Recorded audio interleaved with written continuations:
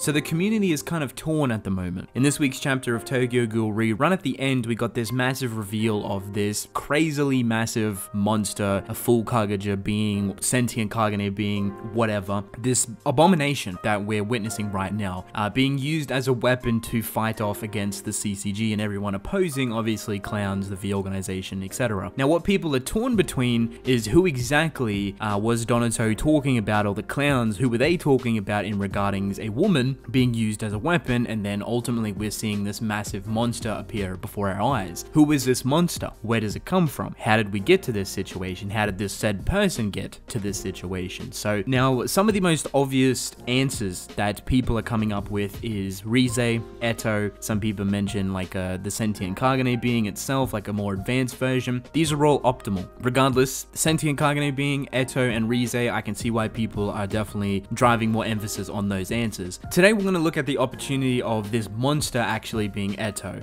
and obviously the disappearance slash death slash whatever else you want to call Eto's situation scenario that we last seen her in leads her to a very open predicament and almost leads her perfectly down to this monster. How did she become this monster? For the most part, I'll try and explain it in this video. Before I start talking about Eto and this all kind of wrapping around Eto and her character, I thought I'd try and dispel Rize, because a lot of people are just assuming that it's Rize because it's this massive dragon monster looking thing, and I guess for the most part it would make sense for people to think it's Rize. I don't think it is. I don't necessarily see the point. If dragon is literally a being that is meant to give birth to Rize, what would be the point of using Rize immediately against such fodder characters, against the CCG? I'd assume you'd want to save Rize if she's like this big final weapon for said final battle, you know, against Kaneki, against the bigwigs, you know, Armon, Suzuya, everyone that would be kind of going face to face in the big final battle with Furuta and Rize versus everyone else. Like, why would you use Rize as a character just to demolish the CCG? If you have sentient Kagane beings, if you have the V organization, if you have humans that are turning into ghouls and the clowns, the CCG are already at a massive disadvantage, right? The CCG have obviously their massive organization, they have Kaneki's organization backing them, and they'll most likely have the Japanese military to an extent as well, but the opposing forces right now, you know, the bad guys, the villains, they have the upper hand. They have a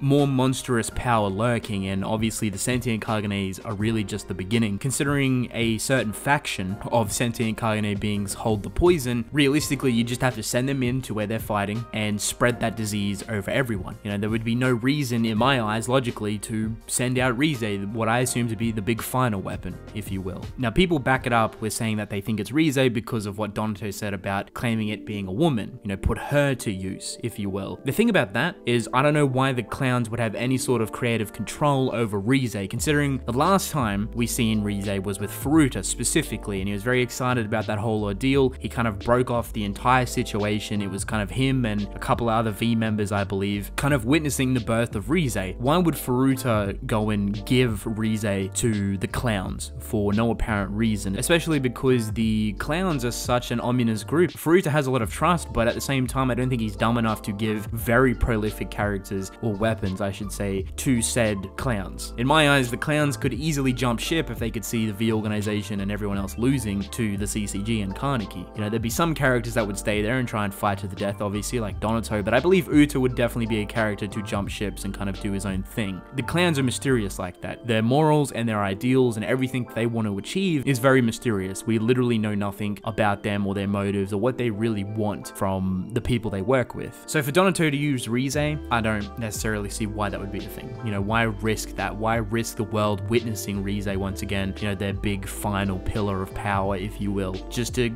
take down some CCG members when they could easily destroy the CCG right now, considering Kaneki's not there, with the sheer amount of sentient Kagane beings that are filled with poison, and even the quote-unquote variant sentient Kagane beings that are a little bit bigger. You got the V organization. There's a lot of people, a lot of prolific characters. It just doesn't make sense to me to send in such an important character like Rize.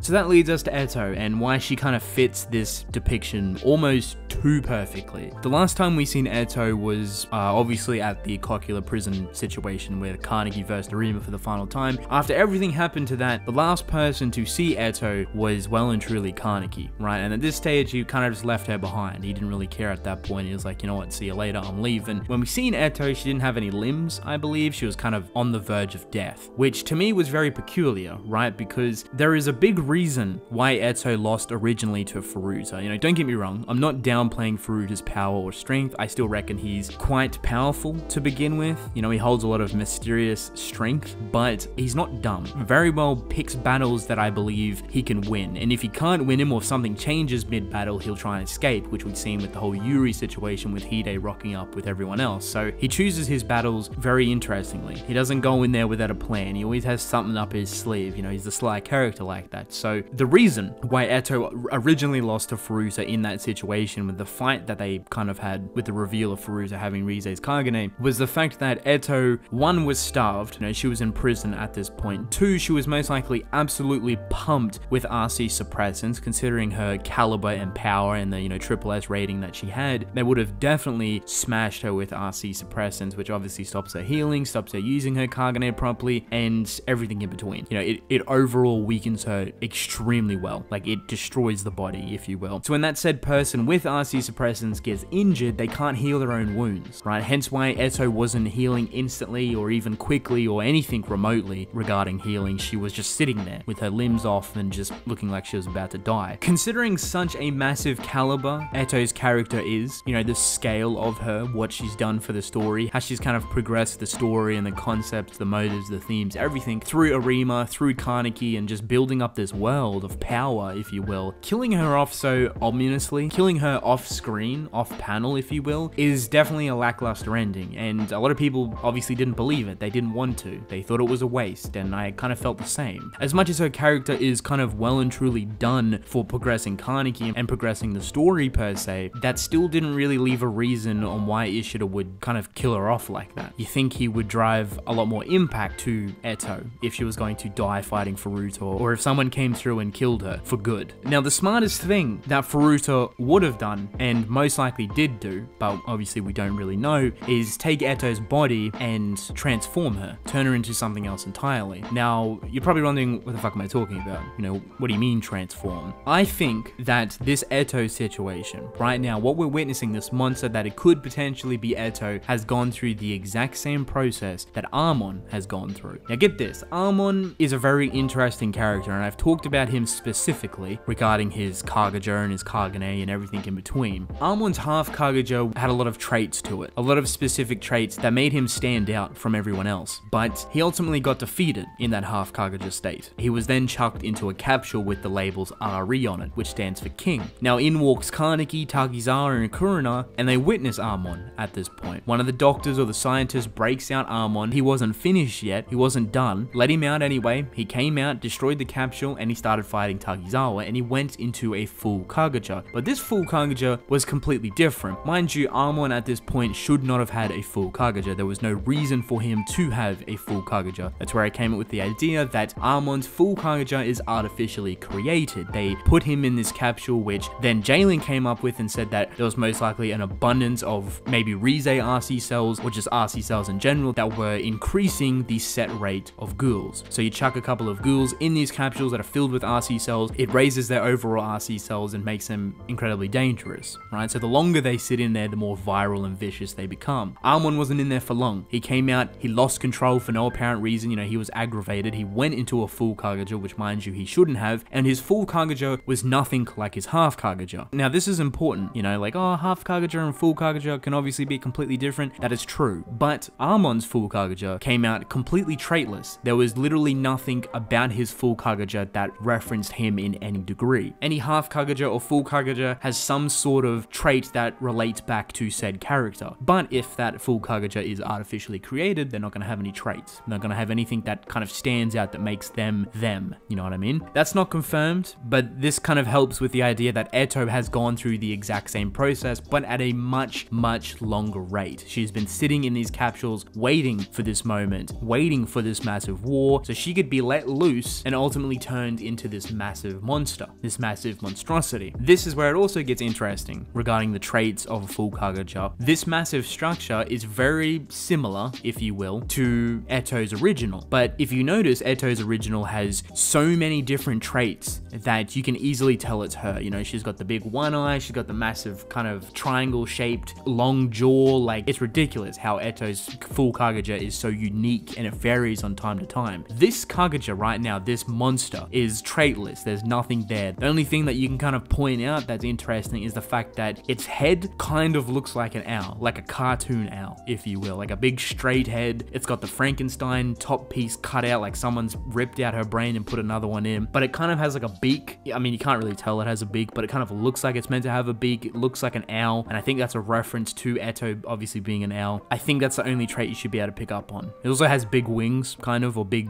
limbs off its back or whatever. It's very similar to Armon, like a very bigger scale of Armon's, if you will. I think Furuta has definitely done what I thought he was going to do, and take Eto's body, dump her in one of these relabeled capsules, which, mind you, there should be one more character we're missing. May evidently could be Shirazu. You know, we're getting a lot of panel time for Yuri right now. Are we going to see another monster that is more related to Shirazu? Who knows? I'm just putting that out there. If Furuta's chunked Eto into this capsule, she's obviously increased her RC cells by force. She's been artificially enhanced, basically. You take her out, and I'd imagine to some extent you'd be able to control her. The reason why I also say that Furuta may be able to control her, or the V organization, or the clowns, whoever's in control of her body, is one of two things. First thing, Armon came out, he was out of control. He was angry, right? But he didn't know what he was doing. He wasn't himself, obviously. Now, there is no reason for that to be a thing, unless there's something in that capsule that is changing them mentally, maybe wiping their memories or doing something else entirely. But he was aggravated, he wasn't himself, obviously, and he just instantly went into a full Kagaja for apparently no reason to verse Takizawa. Secondly, Okahira was controlled by Furuta. Okahira was brought back to the story as some sort of clone, reanimated person that was meant to be dead, obviously, and we never went back to that ideal for some reason. But Furuta was controlling him by allowing him to roam free, but then he had to be back at a specific time or he would die again. I don't know how Furuta has managed to do that, or Dr. Kanao, or clowns, whatever, but somehow Furuta was able to control these said people to an extent, basically put them on a leash. This could evidently be what happened to Eto. She could have been birthed from a capsule, per se. The other variant of this Eto situation is that somehow she has been birthed from Dragon. The only realistic way I could think of this being a possibility is if Eto was a nucleus as well. Considering the rarity of her being a legitimate half girl, if she was also a nucleus, let's say her dragon structure was finished maybe, or she was finished being built herself, so then the nucleus can come out and kind of explore freely, then maybe that has happened as well. Dragon has given birth to a nucleus that is extremely powerful. In saying that, it does kind of go against what Kaneki was. Even though Kaneki's Kagaja has completely changed, he looks extremely powerful, it did seem like he was being drained. His body was husking over completely, and maybe he was turning into something else entirely. Maybe he was also meant to be one of these massive sentient Kagane things, kind of similar to the monster we've seen, but who knows? Maybe that's the process. Maybe the nucleus get drained completely while also keeping Dragon alive, the structure in its entirety. Then once it's finished draining the nucleus, it starts to kind of reinvent them, recreate them, hence Kaneki's new organs in his body. And once they've been in there long enough, they start to morph and change and turn into a massive beast, or a monster, if you will. That works with Eto potentially being another nucleus, basically being completed, coming out, and then the clowns and the V organization using this nucleus as a weapon. You know, the sentient Kagane beings aren't attacking the V or Furuta or clowns or anything like that, so there is some sort of hierarchy there. There is some sort of knowledge of power there. The sentient Kagane beings aren't dumb by any means. They know where power lies. They know the chain of command to some degree. So